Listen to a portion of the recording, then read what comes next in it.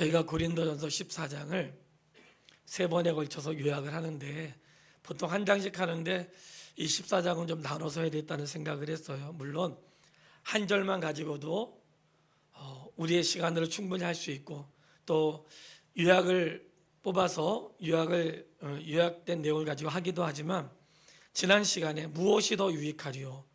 그러니까 이 유익한 것에 대해서 할 때에 이 고린도 교회는 은사와 이 내용들이 12장, 13장, 14장에 연결되는 거라고 했어요. 우리가 기억하지만 은사는 개인에게 주신 건데 개인에게 왜 주었는가? 교회를 유익하게 하기 위해서. 자, 믿으시죠? 자, 은사는 무엇을 유익하게 해요? 자, 교회를 유익하게. 그러니까 내가 은사를 받았다는 것 자체가 자랑거리가 아닌 것은 받은 것을 유익하게 써야 되기 때문에, 그래서 유익하게 하는 것이 은사다. 혹시 은사를 안 받은 사람은 어떻게 하죠? 상관없어요. 그냥 살면 되는 거예요. 꼭 은사가 반드시 있어야 되거나 반드시 해야 되는 건 아니고 하나님의 교회를 유익하게 하는 일에 하나님이 각자의 은사를 나누어 주신다는 거예요. 나는 없다고 낙심할 거 없고 많이 있다고 자랑할 게 아니라고 했어요. 그런데 왜 굳이 오늘 교회를 유익하게 하는 거에서 방언과 예언인가 할 때에 방언은 개인을 유익하게 하고 예언은 교회를 유익하게 하기 때문에 그래요. 자, 우리가 잘 알고 있지만 가끔 가다가 이 문제에 대해서 갈등하는 분이 있기 때문에 정확히 알려드리기 위해서 방언은 누구를 유익하게 한다고요? 개인을. 자, 방언은 누굴 유익하게 해요? 개인을. 예언은 누굴 유익하게 해요? 교회를. 자, 그 이유는 성경에 방언이 있으니까 방언을 하실 수 있는 분들은 하시면 좋습니다. 왜냐하면 성경에 있는 거니까. 하지 말라는 게 아니라 방언은 하나님과 깊이 기도하는데 필요하긴 해요. 방언하다 보면 깊이 기도하고 더 오래 기도할 수 있는데 때로는 답답한 거는 내가 무슨 말을 하는지 알지 못한다는 거, 그런 좀 아쉬움이 있죠. 그럼에도 불구하고 그 찬양과 할 때 기쁨이 있거든요.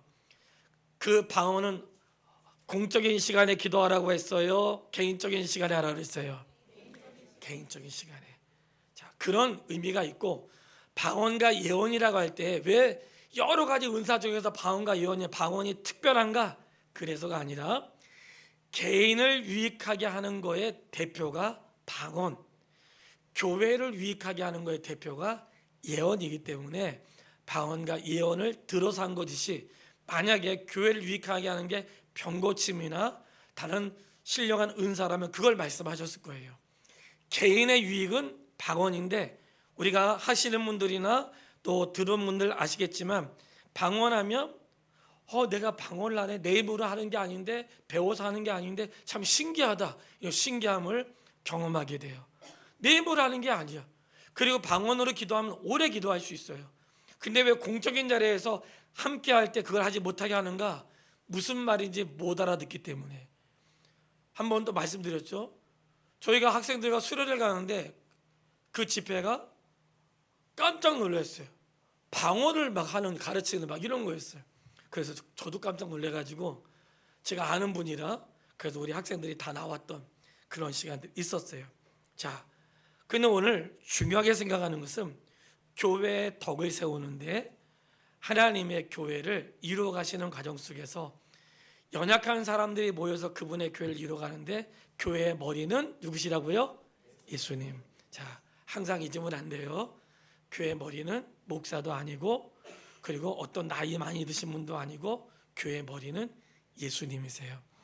언제든지 목사도 하나님 말씀을 읽다가 이것이 진짜인 줄 알고 살았는데 성경이 아니라고 하면 알았다면, 몰랐을 때는 뭐 그것이 옳은 줄 알고 했기 때문에 몰랐을 때에는 뭐 그럴 수 있지만 알았을 때에는 하면 안 돼요. 이게 바로 우리가 하는 일이에요. 그래서 다음 주에 예고했던 대로 다음 주에는 오늘은 예언에 대해서, 다음 주는 여성 목사 안수에 대해서. 왜 여자가 교회에서 잠잠하라고 하는 하나님은 남녀를 차별하는가? 절대로 차별하지 않으세요. 다음 주에 그 말씀을 들으면 이해를 하실 거라 생각하는데 혹시 이해가 안 되더라도 하나님 말씀이니까 여러분 왜 여자가 목사 안수를 받으면 안 되는지 그리고 왜 여자가 목사 안수 받는 게 성경적이 아닌지를 다음 시간에 14장에 나와 있는 거라 말씀을 드릴 거예요. 자, 그러면 예언이라고 할 때 예언은 무엇이냐면 하나님의 말씀이죠. 자, 하나님의 말씀은 이루세요, 안 이루세요? 자, 하나님 말씀하신 게 안 이루어질 수 있을까요? 없죠. 반드시 이루어져요. 예언은 무엇이냐면 내가 앞으로 어떤 일을 하겠다고 말씀하시는 게 예언이고, 근데 이게 말씀으로만 끝나지 않고 실제로 이루어지는 게 예언이에요. 그러니까 예수님 하나님은 말씀으로 끝나지 않으시고 말씀하신 것을 이루세요. 그래서 성경에 많은 분들이 항상 교회에 회복을 얘기하거나 한 사람의 구원을 얘기할 출애굽 얘기를 많이 하거든요. 출애굽은 굉장히 중요한 사건이기 때문에. 왜냐하면 노예로 있던 이스라엘 백성을 노예에서 건져내는 사건이기 때문에 굉장히 구약에서 구원 사건으로 중요하게 다루고 있어서 구약 성경을 읽다가도 많이 나오고 신약 성경에도 가끔 등장하는 말씀이 출애굽과 홍해 사건이거든요. 그 정도로 중요하게 다루고 있는 거예요. 자, 하나님이 이스라엘 백성에게 모세를 보내서 모세야, 너 이스라엘 백성들을 건져내. 모세가 할 수 있다고 했어요? 못한다고 했어요? 못한다고 했어요. 심지어 나는 우둔하다고 했어요. 자, 모세가 하는 거에 하나님이 하세요? 예언의 힘인 거예요. 이게 바로 예언의 힘인 거예요. 하나님 뭐라고 말씀하시냐면 하신 말씀 있어요. 자, 성경을 한번 찾아보겠습니다. 출애굽기 3장 10절. 출애굽기 3장 10절로 12절 말씀. 예언이 무엇인지를 말씀드리는 거예요. 출애굽기 3장 10절로 12절. 자, 우리 같이 한번 읽어보겠습니다. 이제 내가 너를 바로에게 보내어 너에게 내 백성 이스라엘 자손을 애굽에서 인도하여 내게 하리라. 모세가 하나님께 아뢰되 내가 누구이기에 바로에게 가며 이스라엘 자손을 애굽에서 인도하여 내리이까. 하나님이 이르시되 내가 반드시 너와 함께 있으리라. 내가 그 백성을 애굽에서 인도하여 낸 후에 너희가 이 산에서 하나님을 섬기리니 이것이 내가 너를. 아멘. 자, 출애굽기 3장 10절은 출애굽을 한 사건이 아니라 광야에 있는 모세에게 하나님 모세를 불러서 모세야, 앞으로 내가 너를 통해 할 일이 있어. 내가 그걸 너한테 말할 거야. 너는 지금부터 애굽에 가서 그 백성을 건져내. 제가 어떻게 해요? 내가 너와 함께 할 거야. 건져내는데 뭐라고 얘기하냐면 백성들을 건져내서 시내산, 이 산에 와서 나를 섬기게 될 거야. 너희가 현재 애굽에 있는 그 백성들이 이 산에 와서 섬기는 것을 보거든 하나님 말씀하신 게 맞구나. 이해되셨죠?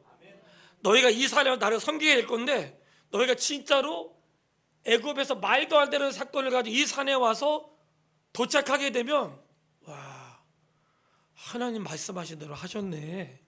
이게 바로 예언이에요.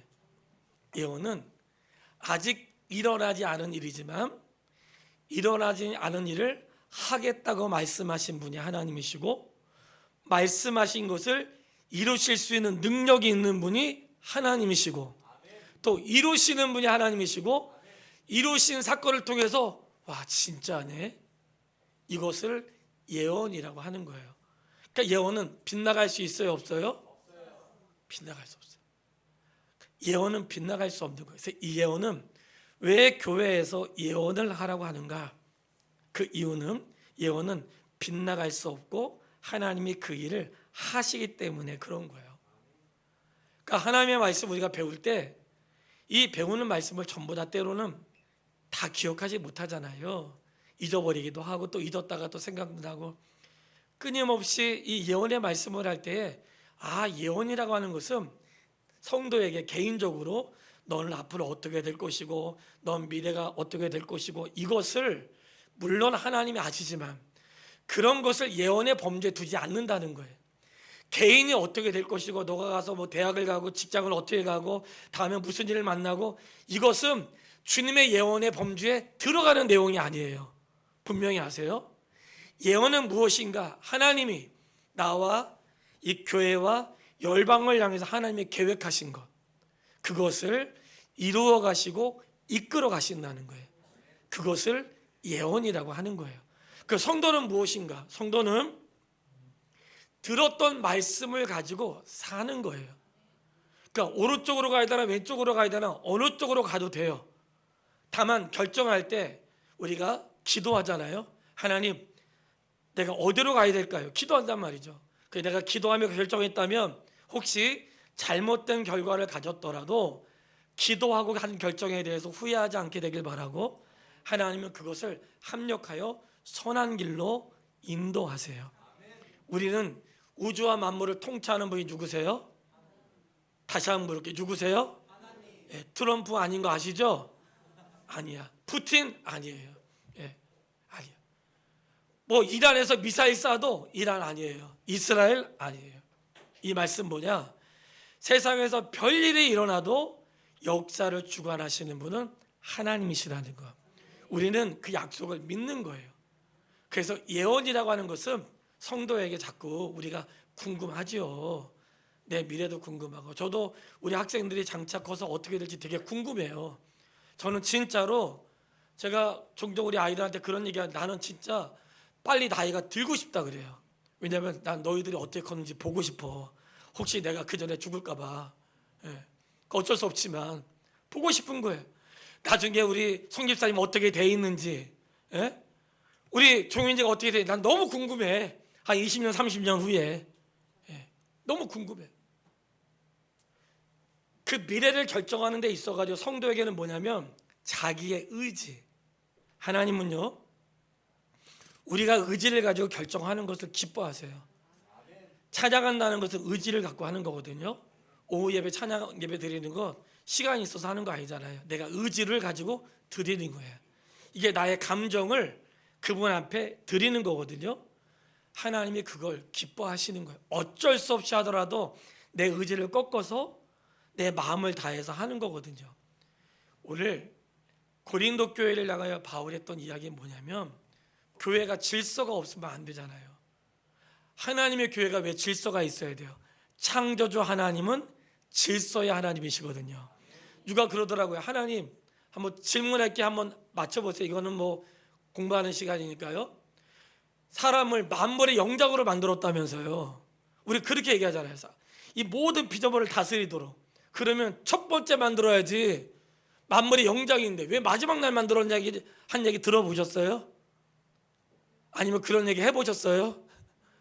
아니 왜 만물의 영장인데 가장 귀한데 왜 마지막 날 만드셨을까요? 누가 아시는 분? 그냥 생각나는 거 얘기해 보세요. 송 집사님. 왜 그랬을까요? 네? 뭐라고 하셨어요? 관리하라고. 관리하라고. 관리자가 있어야 되니까. 또 생각나는 거 한번 얘기해 보세요. 또 뭐가 있을까요? 순서대로. 그 순서 누가 정한 거죠? 자, 만약에 첫째 날부터 6일째잖아요. 첫째 날 만들었어요. 살 수 있을까? 땅도 없고 물도 없고, 예, 깜깜하고. 하나님이 얼마나 오묘하신지, 창조의 질서에는 아주 오묘한 하나님의 섭리가 있어요. 왜냐하면 첫째 날부터 6일째까지 딱 만드신 창조의 과정은 아담이 살아가기에 가장 좋은, 첫날에 만들 수 있죠. 가장 좋은 환경에서 그들을 창조하신 거예요. 그래서 가장 좋은 날 창조하셔서 이 모든 것들을 다스리게 하신 거죠. 이게 하나님의 놀라운 섭리예요. 그렇게 살아가시고 첫째 날 만드시죠. 우리가 하나님의 세계를 깨달을수록 너무나 신비하죠. 네. 그리고 우리는 일상생활 속에서 정말 놀랍잖아요. 눈에 보이지 않는데 공기가 있다는 게 신기하고, 눈에 보이지 않는데 전자파라는 게 있다는 게 신기하고, 막 보이지 않는데 선이 연결돼서도 그래요. 선이 연결되고 막 영상되는 게 신기하잖아요. 아무것도 없는데 영상이 나오고, 아무것도 없는데 전화를 해요. 이게 아무것도 없는 거예요? 아니면 뭐가 있는 거예요? 있는 거죠. 자, 하나님도 눈에 보이지 않아도 뭐가 있는 거예요. 이 모든 게 창조의 질서에서 우리가 배우는 거예요. 창조의 질서에서 하나님이 이렇게 질서의 하나님이세요. 그 질서의 하나님이 하나님의 교회가 어떻게 하길 원하세요? 질서 있기를 원하시는 거예요. 그렇기 때문에 창조의 순서를 보더라도 하나님의 오묘한 섭리 가운데 창조가 이루어진 것이, 하나님이 힘들어 가지고 쉬신 게 아니고요. 막 이제 6일 동안 창조하시고 너무 힘드셔 가지고 말씀 많이 하셔 가지고 쉬신 게 아니라 창조의 세계를 보시고 즐거워하시고 기뻐하시는 게 7일째거든요. 6일 동안의 창조가 아니라 창조의 세계는 7일로 완성이 되는 거예요. 7일째 그 기쁨을 누리는 거죠. 이게 바로 오늘 주일을 지키는 이유잖아요. 자, 이렇게 예언이라고 하는 것은 하나님의 교회에 온 사람들에게 생각을 한번 해보세요. 우리가 다 경험하는 거예요. 보편적인 어떤 은혜를 얘기할 때 내가 뭔가 이런 거 얘기하잖아요. 그러면 그것도 한두 번이지 자꾸 얘기하면 짜증나요? 아니면 즐거우세요? 즐거우신 분도 있고 짜증나는 분도 있어. 우리 권사님은 항상 즐거우셔. 예, 우리 권사님은 교회가, 우리 교회가 너무 좋대. 특히 나는 목사님이 좋다 해서 너무 좋아. 예, 예. 아, 근데 그것도 한두 번이잖아요. 한두 번. 그런데 이 말씀의 의미는, 예언이라고 하는 것은 사람에게 하는 것인데 예언은 특히 믿는 사람들에게 하신다고 했어요. 자, 그 예언은 누구에게 필요해요? 믿는 사람들에게 하는 거지. 이 예언은 무엇인가? 그분의 말씀인데 반드시 이루어지는 말씀이고 성취하시는 말씀인데 그 말씀을 하는 것을 예언이라고 하는 거죠. 그래서 그 예언을 하면 그 예언의 말씀을 듣고 누군가는 애통해 하고, 누군가는 용기를 얻고, 누군가는 다시 한번 해봐야지, 내가 다시 일어서야지, 내가 다시 찬양해야지, 다시 정신 차려야지 하는 것들은 들었던 말씀을 통해 다시 회복이 되는 것이고, 방언은 무슨 말인지 모르기 때문에, 분명히 하나님께서 하신 것이 말인지 무슨 말인지 모르기 때문에 다른 사람에게는 유익하지 않다는 거예요. 다른 사람에게 유익하지 않은 것을 방언으로 떠들고, 다른 사람에게 유익하지 않은 것을 공중에서 하면 하나도 유익되지 않고 시끄러운 꽹과리와 그리고 외국인 같은 그런 그리고 아무것도 알아들을 수 없는 나팔 소리가 된다는 거죠. 교회에서 오죽했으면 예언을 말할 때에도 당시에 하나님의 성령 역사가 강할 때니까 한 사람이 먼저 예언을 받다가 다음 사람이 예언하면 멈추고 그 다음 사람 예언을 들으라고 했거든요. 그 사람이 예언하다가 또 누군가 예언하면 멈추고 그 사람이 예언을 들으라고 했어요. 그러면 설교 안 끝나겠죠. 그럴 것 같지 않으세요? 막 말씀 듣다가 누가 목사님 지금 성령이 지금 저한테 임하셨는데 지금 말하라고 했다는 거야. 이게 한국 교회 안에 그런 교단이 있어요. 그래가지고 그런 말을 계속해야 되잖아. 놀라웠게도 성경에는요, 그런 예언이 있어도 그 계속하라고 말하지 않아. 왜 그럴까요? 하나님은 질서의 하나님이세요. 참 이게 신비하고 놀랍고 하나님의 교회를 유익하게 하시는 일에 그 일들을 이루셨다는 거예요. 우리가 말씀을 통해 깨닫는 것은 그런 거죠. 우리 성경을 통해서 하나님이 얼마나 놀라운 분인지, 우리가 구약 성경에 보면 이스라엘 백성이 포로로 잡혀간 다음에 에스더가 이렇게 왕비가 되잖아요. 왕후가 되는데 에스더에 대한 이야기는 성경의 해석이 너무나 다양해요. 에스더가 믿음 있다고 말하는 사람들이, 어떤 사람은 에스더가 믿음 있다고 왜 왕후가 됐냐, 뭐 아무튼 우리가 이해하기 어려운 얘기가 많아요. 그런데 하만이라는 사람이 이스라엘 백성들, 유다 백성들, 유대인들 죽이려고 계획했잖아요. 그때 모르드게가 에스더에게 가서 말하죠. 말할 때 뭐라고 얘기해요? 이때를 위하면 이제 어떻게 하냐, 너가 바로 이때를 위해서 하나님이 너를 거기에 세웠다는 것을 알 수 있지 않냐. 근데 모르드게가 뭐라고 얘기하냐면, 만약 너가 그 일을 하지 않는다면 하나님은 다른 방법을 통해서라도 이 민족을 구원하실 것이다. 여러분, 이 얼마나 충격적인 말이에요. 만약. 그러니까 이 말씀을 우리가 어떻게 이해하냐면 모세가 나 싫어요, 안 가요. 그러면 출애굽이 안 이루어졌을까요? 아니죠. 하나님은 어떤 방법을 이루세요. 엘리야가 850명의 바알과 아스타 그 선지자들과 그 갈멜산에서 대결하는데 엘리야가 싫어가지고 숨었어요.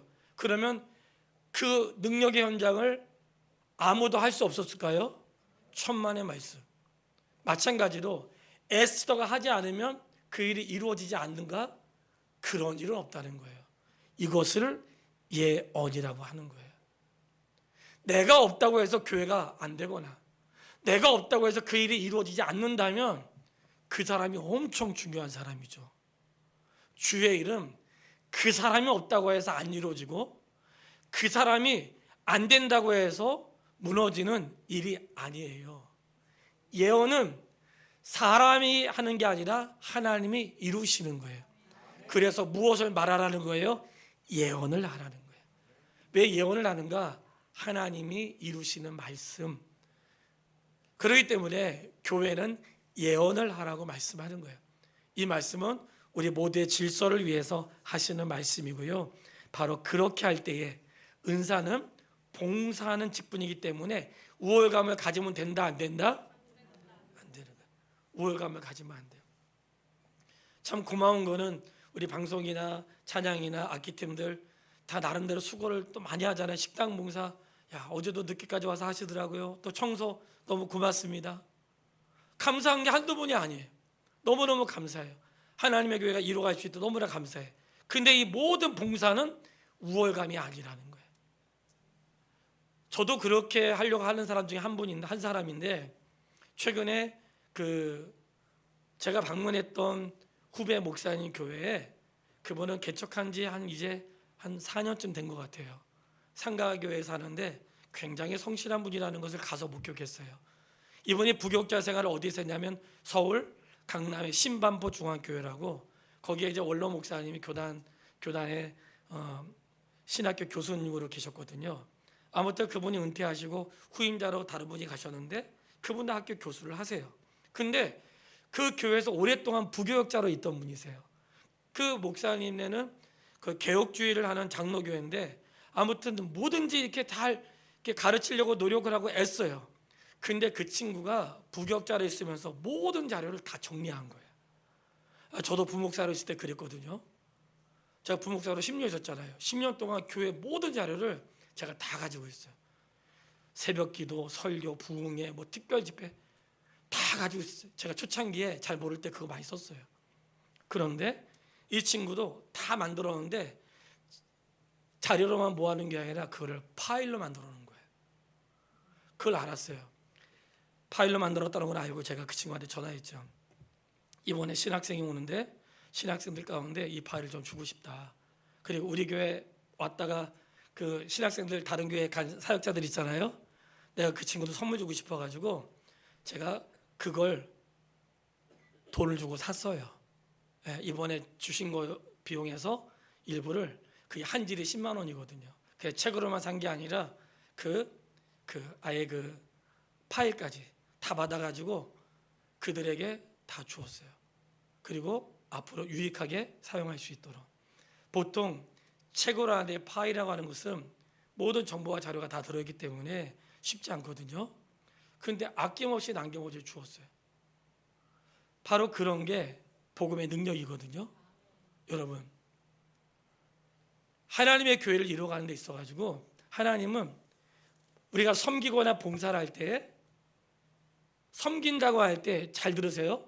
결론이에요. 섬긴다고 할 때 내가 주고 싶은 사람 마음대로 섬기는 게 아니라 받는 사람을 생각해서 섬겨야 돼요.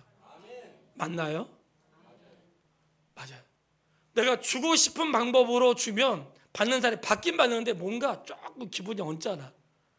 받긴 받는데 좀 치사해. 저도 막 어려울 때 누가 지원할 때 대부분은 정말 기쁜 마음으로 했고 사실 저희도 누구한테 이렇게 할 때 부끄러운 마음으로 하지 않도록 진짜 노력하거든요. 우리가 누군가에게 베풀 때 항상 베풀 때는 주는 사람 입장에서 주는 게 아니라 받는 사람 입장에서 해야 되거든요. 그게 바로 봉사의 유익이에요.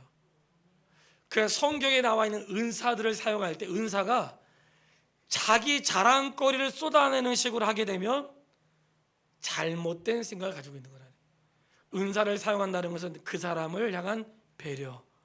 은사를 사용할 때 그 사람이 실족하지 않고 그 사람이 기분 나쁘지 않도록 은사는 그렇게 사용해야 되는 거예요. 그렇기 때문에 봉사의 중심에서 방언과 예언은 특별하다기보다는 방언은 개인적인 것이고 예언은 교회적인 것이기 때문에 개인적인 은사를 자유롭게 하십시오. 무엇이든지 하십시오. 그러나 자랑하면서는 하지 마십시오. 그리고 겸손한 마음으로 하시고 마치 내가 있는 척하면서 하지 마시고 그 사람을 배려해서 이렇게 할 수 있게 되기를 바랍니다. 예언은 작은 것이라도 내가 알고 있는 하나님 말씀을 전할 때 그 말씀은 반드시 이루어지는 말씀이니 예언을 하라고 말씀하는 거예요. 그것은 알아들을 수 있는 언어와 알아들을 수 있는 말로 할 때에 그걸 듣고 행동을 고치거나 깨닫게 되거나 삶의 방향을 결정할 수 있으니까 알아들을 수 있는 언어로 예언을 말하는 것이 성도에게 유익하다는 거예요. 이해되셨죠? 자, 그러면 성도가 우리의 신앙이 다 똑같지 않잖아요. 성도가 성도를 대할 때에도 그 사람이 알아들을 수 있는 언어로, 알아들을 수 있는 표현으로, 우리가 어린이를 만난다면 유식한 표현을 떠나서 그 아이가 알아들을 수 있는 언어로 자기를 낮추는 것, 이것이 바로 우리가 사랑으로 행하는 것이고 주님의 방법이에요. 주님이 하늘에서 하나님만 알아들을 수 있는 언어로 했다면 우리는 아무도 몰랐죠. 왜 육신을 입고 오셨어요? 우리를 배려하신 거예요. 사람의 몸으로 입고 오셔서 우리의 언어로 말씀하신 것은 우리를 배려하신 거예요. 낮은 자리에 오셔서 우리와 같이 사시면서 그분의 말씀하신 것은 우리를 배려하신 거예요. 그래서 예언은 바로 그와 같은 역할을 하는 거예요. 결론입니다. 하나님으로부터 받은 은사를 마음껏 사용하세요. 썩히지 마세요. 죽는 그날까지 사용하세요. 마음껏 사용하시는데 겸손하게 봉사하면서 교회를 온전하게 사용하시고, 내가 아는 예언의 말씀은 반드시 이루어지는 말씀이니 언어를 통해 알아들을 수 있는 언어로 하시면서 아름답게 성도를 세워가는 믿음의 사람이 되기를 주님의 이름으로 축원합니다. 자, 나아가